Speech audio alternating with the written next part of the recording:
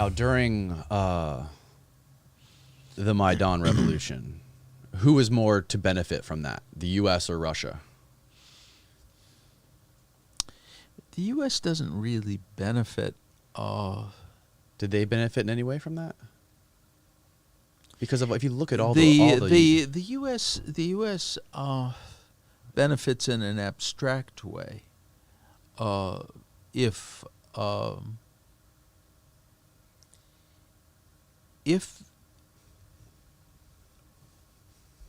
a country is, able to have democratic elections, and if those elections bring to power people who are favorable to the U.S., that is, we of course prefer to see people who are friendly to the U.S.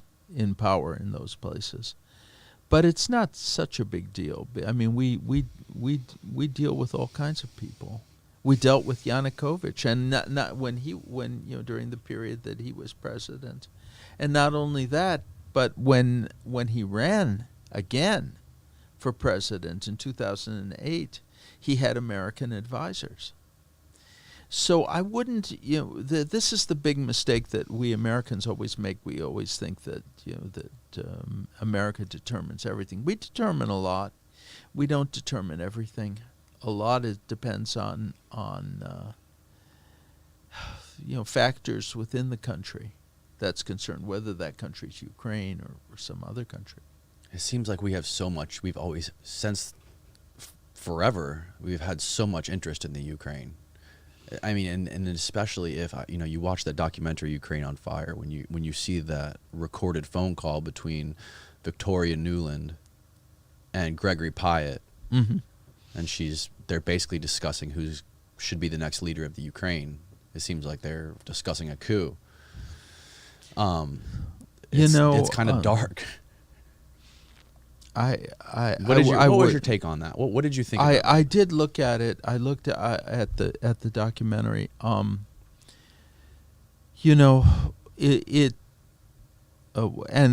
my impression in general of Oliver Stone is that he has very superficial knowledge, and he doesn't understand what the events mean. He doesn't have the critical thing that you need if you're going to write about a foreign country, which is context. You have to understand the psychology, the political situation. You can get an outrageous quote from some stupid American official who doesn't know anything anyway. That doesn't mean that they can really control events. They may wish they could. There's a lot to say about the Maidan revolt, and I also saw the Stone's description of Ukrainian history. A lot of that film begins with a long discussion of Ukrainian history, which he clearly doesn't understand, and he's piecing things together. He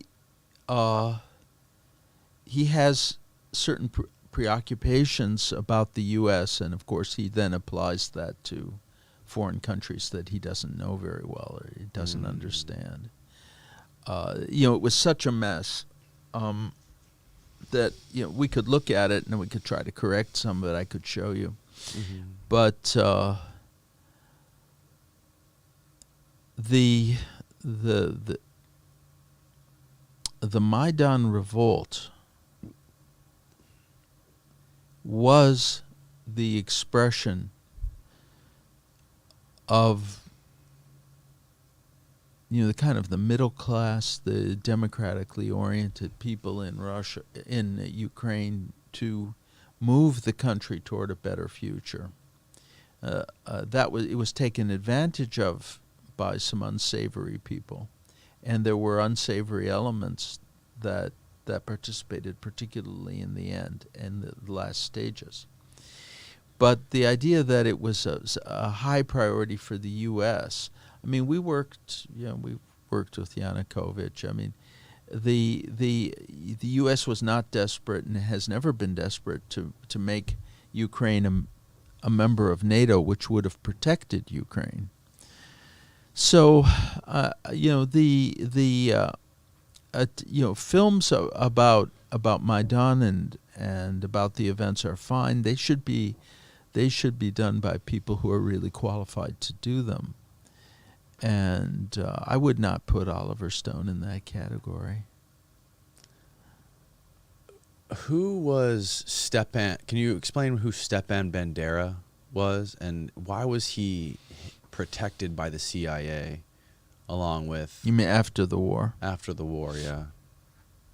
Well, Stepan Bandera was the head of the Ukrainian Nationalists. He was a theoretician of the, not so much a fighter, but as a theoretician. And he's also Ukrainian he was worshipped in Ukraine. There were statues of him, right? There were a lot of people. This happens all throughout Eastern Europe, not just in Ukraine. It's also in the Baltic republics and elsewhere. Various nationalist figures who during the war either allied with the Nazis or sympathized with them. You see this in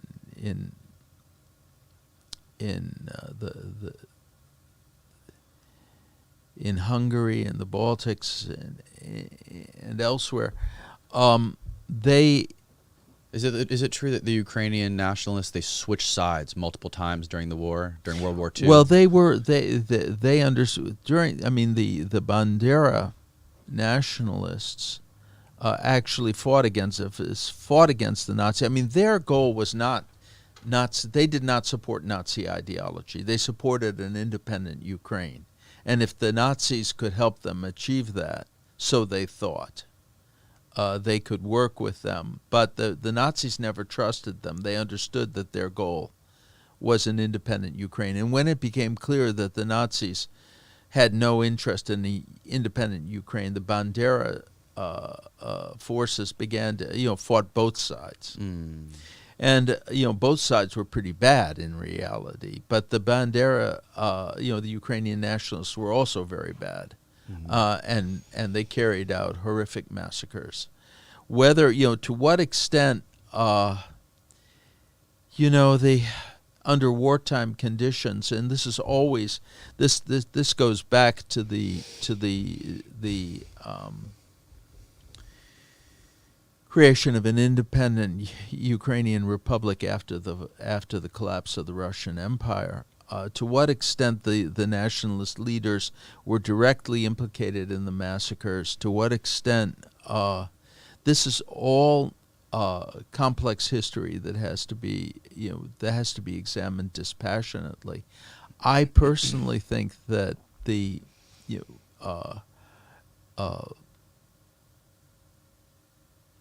Maidan movement, as it was, made a big mistake, or rather, let's put it another way: that the Ukrainian the extreme Ukrainian right wing, including supporters of Bandera, discredited up to a point the Maidan revolt, which was basically middle class and democratic and pro-Western, and these guys showed up everywhere, right. And, with their flags and emblems, right. and calling attention to themselves. When it comes to a regular election in Ukraine, they have very little support. Okay. But in terms of calling it, staging provocations, in terms of calling attention to themselves, and in terms of their readiness to use violence, they were prominent. And of course the Russians focused on them, ignoring the broader issue, which is that Ukraine was interested in becoming part of the West. Right.